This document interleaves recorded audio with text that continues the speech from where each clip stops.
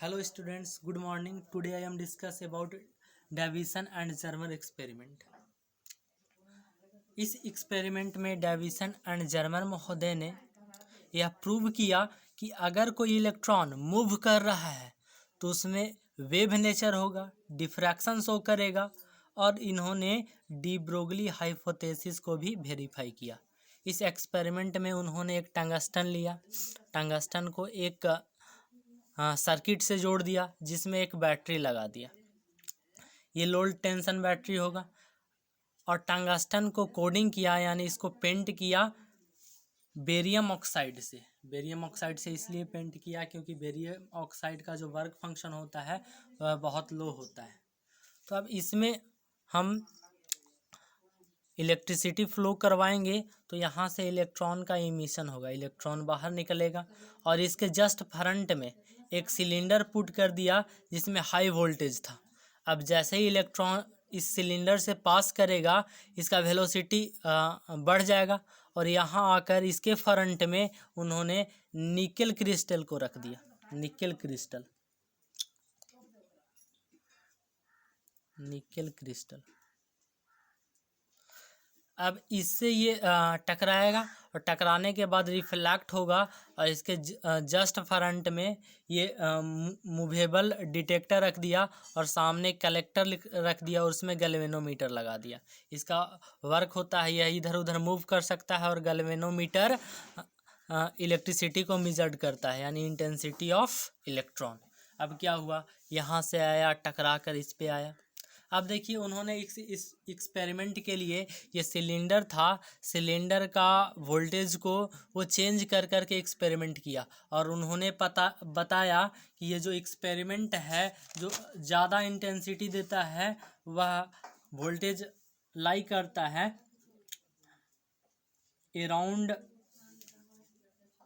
40 to 70 volt और सबसे ज़्यादा वोल्टेज उनको मिला अप्रॉक्सीमेटली 54 वोल्ट पे।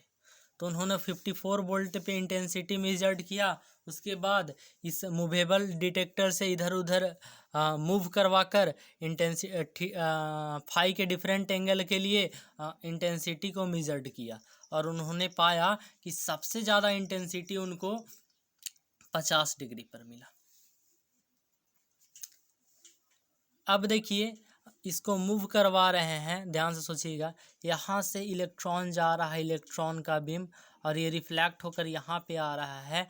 तो इलेक्ट्रॉन सिर्फ एक पार्टिकुलर प्लेस पे होना चाहिए, लेकिन ये डिटेक्टर से इधर उधर मूव कर रहे हैं तो हर एक जगह समथिंग इंटेंसिटी कहीं कुछ ज़्यादा कहीं कुछ कम मिल जा रहा है। तो इससे उन्होंने यह प्रूव कर दिया कि इलेक्ट्रॉन जब मूव करता है तो वो वेव नेचर शो करता है, क्योंकि वेव का सेपरेशन कंटिन्यूसली होता है इस टाइप का। तो इधर उधर मूव करेंगे तो भी उनको डिफ्रैक्शन समथिंग मिल ही जाएगा। अब उन्होंने ब्रेस लॉ के अकॉर्डिंग डिफ्रैक्शन के लिए क्या फार्मूला होता है आप लोग को भी पता होगा, अगर नहीं पता होगा तो हम बता देते हैं। ब्रेस लॉ के लिए डिफ्रैक्शन के लिए फार्मूला होता है 2d sin theta equal to n lambda, 2d sin theta equal to n lambda. ये किसके लिए होता है, तो ये होता है कंस्ट्रक्टिव इंटरफेरेंस के लिए, क्योंकि कंस्ट्रक्टिव इंटरफेरेंस में ही हाई इंटेंसिटी प्राप्त होता है हमको। ये सब मॉडर्न फिजिक्स वेव ऑप्टिक्स में हम आपको पढ़ाएंगे, अभी पढ़ाया नहीं है। अब देखिए ये ब्रैग एक्सपेरिमेंट में उन्होंने थीटा का वैल्यू कितना फाइंड किया था, यहाँ से ध्यान से देखिएगा, दिस इज थीटा।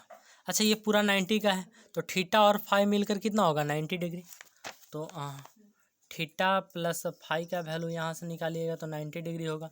और थीटा सबसे ज़्यादा इंटेंसिटी कितने एंगल पर मिला, फाई के किस एंगल पे मिला, तो अभी बताएं कि ये मिला था 50 डिग्री पर। सॉरी यहाँ पे थीटा प्लस फाई नहीं होगा, यहाँ पे परपेंडिकुलर ड्रा करना पड़ेगा तभी ये 90 का होगा। तो 5/2 होगा, ये वाला एंगल होगा 5/2, तो 5/2 plus theta equal to 90 degree होगा। तो यहाँ 5/2 पुट कर देते हैं।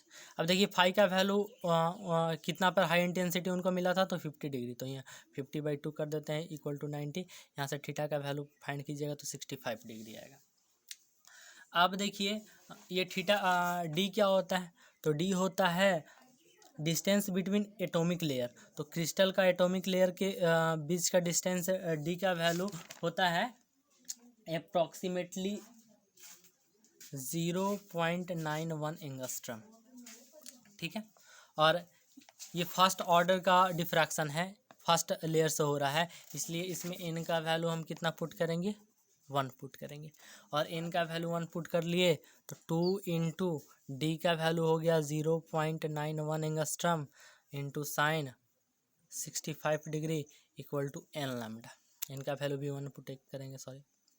अब देखिए यहाँ से लैम्डा का वैल्यू उन्होंने फाइंड किया, तो लैम्डा का वैल्यू उनको अप्रॉक्सीमेटली आएगा 1.65 एंगस्ट्रम।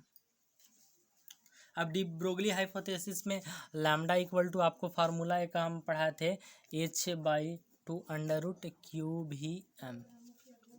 एच का value 6 point, de Broglie hypothesis है, 6.625 into 10⁻⁻34 two under root Q क्या होगा, हाँ, charge of electron 1.6 into 10⁻⁻19 into भी क्या होगा, भी वोल्टेज, कितना वोल्टेज इसमें सप्लाई किया था उन्होंने 54 volt, into m mass of electron 9.1 into 10⁻31 kg। अब देखिए इससे लैम्डा का वैल्यू उन्होंने कैलकुलेट किया तो लैम्डा का वैल्यू 1.65 एंगस्ट्रम ही आया, यानी डी ब्रोगली हाइपोथेसिस को उन्होंने प्रूव कर दिया। तो ये था डेविस एंड जर्मन एक्सपेरिमेंट, जिसके द्वारा उन्होंने एक्सपेरिमेंटली अप्रूव्ड कर दिया कि कोई भी मूविंग पार्टिकल्स अगर मोशन करेगा तो वो वेव जनरेट करेगा, और वेव जनरेट करेगा उसका वेवलेंथ इसके इक्वल होगा, जो डी ब्रोगली पहले बता चुके थे हाइपोथेसिस में। तो ठीक है, आज के क्लास इतना ही, थैंक यू।